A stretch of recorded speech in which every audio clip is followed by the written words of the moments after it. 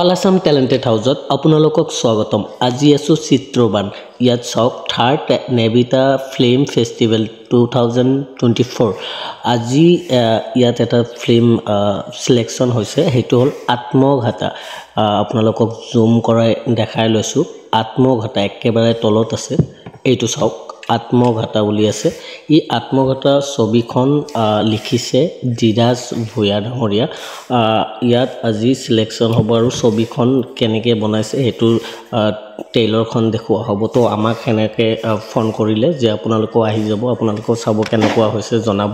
তো সেইটো হিচাপত আমি আহি গ'লোঁ। এতিয়া বলক শামছুল আছে আমাৰ লগত, ইয়াৰ ছাত্তাৰ আছে। আমি এতিয়া ওপৰত যাই বস্তুবিলাক ইয়াৰ ছাত্তাৰ বাই শামছুল আমি এতিয়া ভিতৰত সোমাই কিনে ছবিখন চাম কেনেকুৱা হ'ল।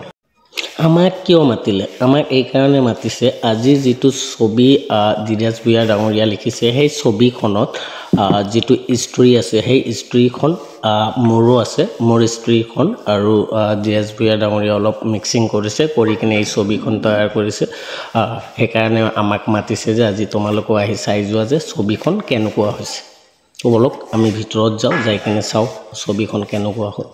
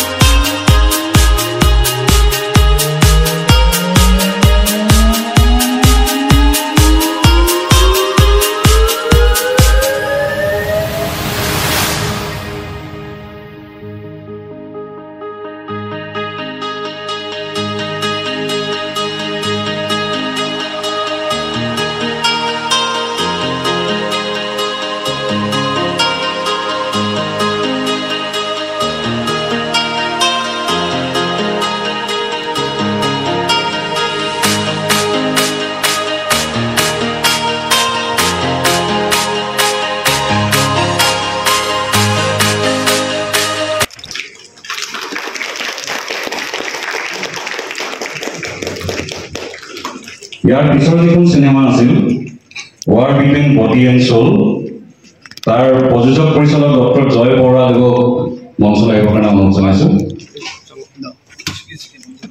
ডক্টৰ জয় বৰা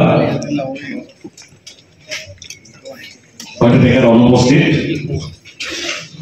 ইয়াৰ পাছত আছিল প্ৰয়োজন দা নীড কৃষ্ণা দাস পৰিচালক, তেখেত আহিছে নাই কৃষ্ণৰ হৈ মই মেঘালী দাসক তেখেতৰ ভক্তি হৈ অমৰনাথ গ্ৰহণ কৰিব কাৰণে অনুৰোধ জনাইছোঁ।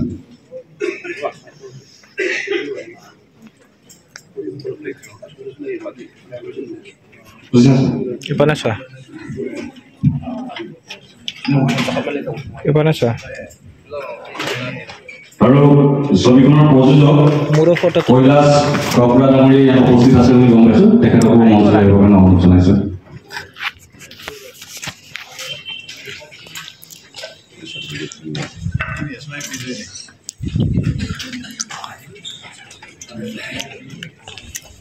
ইয়াৰ পিছৰ যিখন চিনেমা আছিল আত্মগাথা, তাৰ পৰিচালক ধীৰাজ পায়ন, তেখেতে প্ৰযোজকো, তেখেতক মঞ্চলৈ আহিবৰ কাৰণে অনুৰোধ জনাইছোঁ।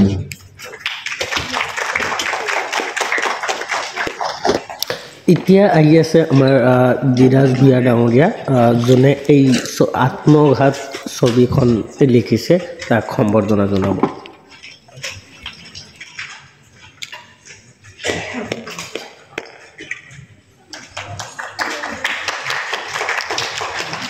ইয়াৰ পাছৰ চিনেমা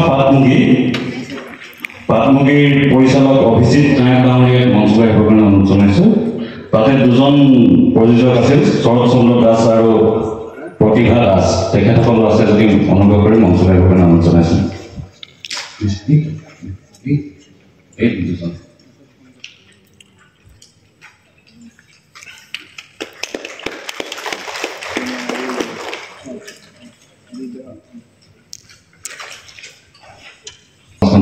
ধন্যবাদ। ওকে, ছবিখন চালোঁ। চৰি আপোনালোকক দেখাব নোৱাৰিলোঁ, কাৰণ ছবিখন দেখুওৱা এলাও নাই। তো এতিয়া আমি লাহে লাহে ওলাই যাম আমাৰ ডিউটি আছে 1টা বজাৰ পৰা তো 12টা পাৰে হ'ল সো আমি এতিয়া ওলাই আছো 7টা আগে আগে গৈ আছে আজিৰ ভিডিও এইখিনিয়ে ভিডিওখন ভাল লাগিলে বেছিকে শেয়াৰ কৰিব আৰু আশীৰ্বাদ কৰিব যাতে কামখন ভালকে কৰি আগুৱাই যাব পাৰো ধন্যবাদ